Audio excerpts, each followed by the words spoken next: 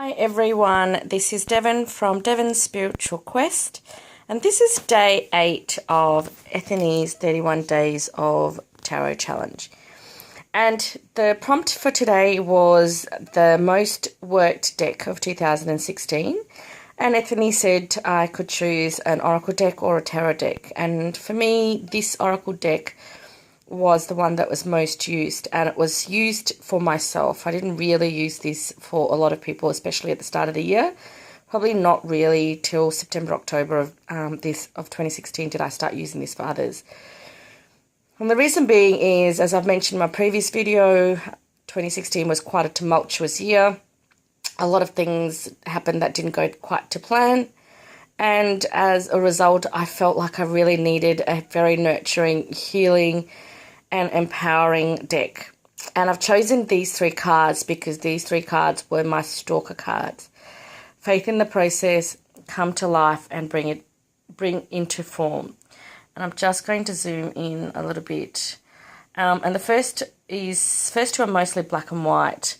And it's about trusting the process, obviously. And I felt like the person in the middle card, I felt like I was only starting to awaken in my spirituality, awaken in my intuition, awaken to new ways of thinking and getting rid of old, outdated ways of thinking. And a lot of it was quite harsh on myself. Self-judgment, self-loathing sometimes, self-doubt. I was very, very critical of myself, and the bring it into form would come in constantly.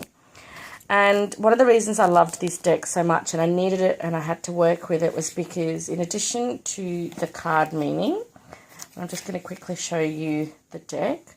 So in addition to the card meanings, this is bring it into form. There is a healing process at the end of the card meaning. And it's usually either visualization, meditation, a mantra that you say. Whatever it is, I tended to do it more often than not. And it was very empowering, it was very healing, and it helped declutter my mind a great deal. And because I love this deck so much, I am going to draw a card for all of us. And as you can probably tell by the shakiness of this video, I'm filming this on my phone. And I don't really have a setup. I was not intending to YouTube. I wasn't intending to do this challenge. And this was all very rushed and haphazard. So please bear with me. I do want to draw a card for us all for the week. And I will be right back. I'm just pausing the video. Okay, so the card that I drew for us all for this week was Releasing Allegiances. And interestingly enough, this was also another card that I got quite regularly. And it had a lot to do with hanging on to some people that I really shouldn't have. And I feel this has come up for all of us because even though at the end of 2016, we all said, yep, that's it. Glad that 2017's here. Ready to let go of the things in 2016. Bring on 2017. I cannot wait. I actually felt particular people that were still hanging on.